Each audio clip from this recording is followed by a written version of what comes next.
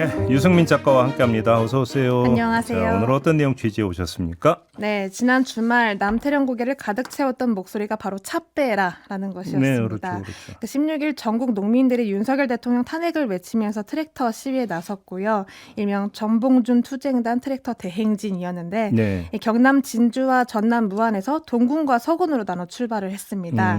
일주일 동안 부지런히 올라와서 지난 토요일 광화문 집회 현장을 방문할 예정이었는데 이 경찰이 남태령 고개를 막아 서면서부터 대치 상황이 발생했습니다. 네네. 이 소식이 알려지고 시민들은 농민과 연대하겠다라면서 한밤중에도 달려가는 모습을 보였는데 지난 21일이 동지였죠. 가장 춥다는 그 영하 7도의 밤을 꼬박 지켰던 시민의 목소리를 들어봤습니다. 그러니까요, 좀 그 상황을 좀 복귀를 했으면 좋겠는데 일단 서울 진입 전까지 네. 쭉 북상하는 과정에서는 별 문제는 없었던 겁니까? 없었습니다. 계속 그 촬영을 했던 영상도 저를 봤는데요. 예. 협조적이었고 교통 정리를 경찰이 오히려 해주는 모습을 보였습니다. 예. 그러다가 토요일 12시경에 남태령 고개를 들어서면서부터 차벽을 세우기 시작했고 경찰은 교통 불편을 야기할 수 있다라면서 이제 제한 통고를 한 상황이었습니다. 예. 전농은 행진 규모가 크지 않고 한 개 차로로 진행하기 때문에 이 경찰의 결정이 재량권을 남용한 위법이다라고 반발을 하고 있는 상황입니다. 아무튼 여기서 이제 대치 상황이 발생이 되다 보니까 많은 시민들이 이제 달려갔는데 어떻게 알고 찾아간 거예요? 이게 토요일 오후부터 SNS와 그 온라인 커뮤니티를 통해서 확산이 되고 있었는데요. 예. 같은 시각 또 광화문 광장에서는 이 트랙터 시위를 기다리고 있는 시민들이 있었습니다. 볼 줄 알고 기다렸던 건데. 아, 도착할 줄 알고. 네. 예. 그런데 이제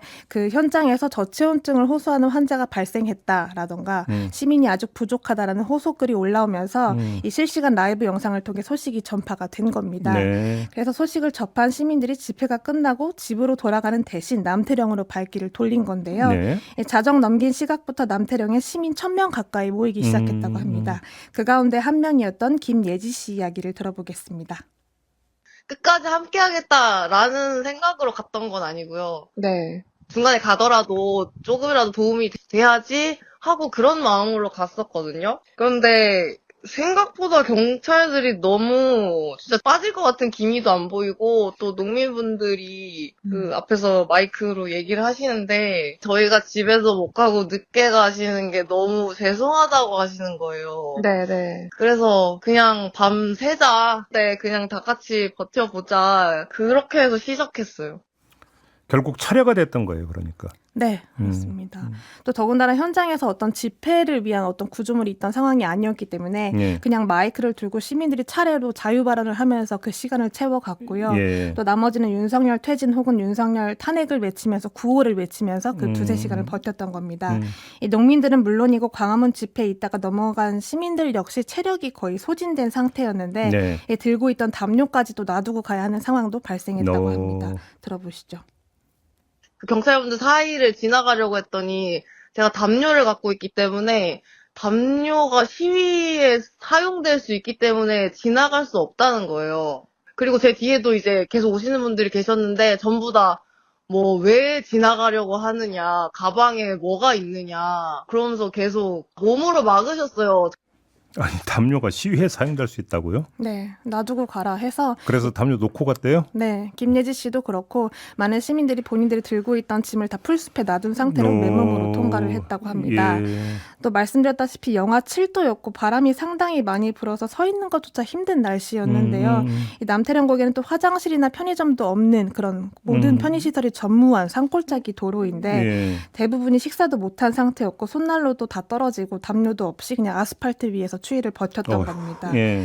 또 역사에서 이제 올라오는 온기에 몸을 녹이려고 지하철 입구나 계단에 앉아있는 시민들도 있었고 간간히 옆자리에 앉은 사람이 좀 돌고 있다, 눈을 감고 있다 싶으면 저체온증을 우려해서 서로 깨워주면서 버티는 시간이었다고 했습니다. 주로 20대가 많았다면서요? 네, 특히 자유발언을 한 시민들도 20대가 많았는데요. 그중에 고등학생과 그 R&D 예산을 삭감당한 대학원생들 그리고 대학생들 또 부모님이 농민이어서 입장을 대변하러 나왔다라는 청년들도 있었습니다.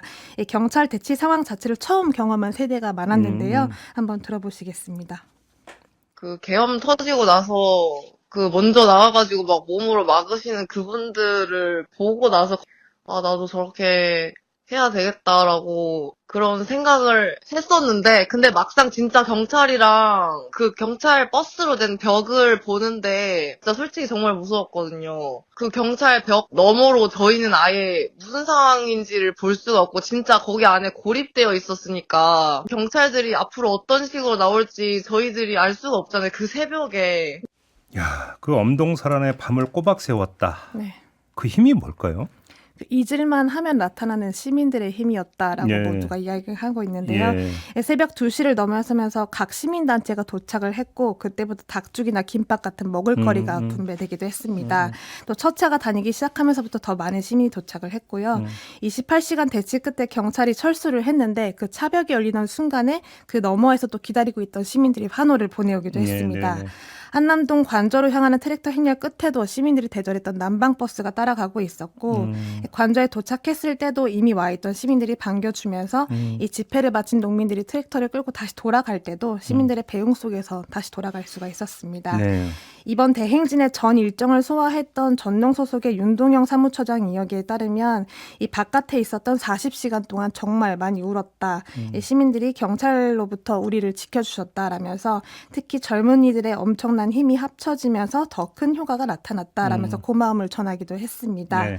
뭐 애초에 평화로울 수밖에 없었던 그리고 아무도 다치지 않고 진행할 수 있었던 시위였던 거죠. 애당초 이런 거였는데 뭘 그렇게 막아가지고.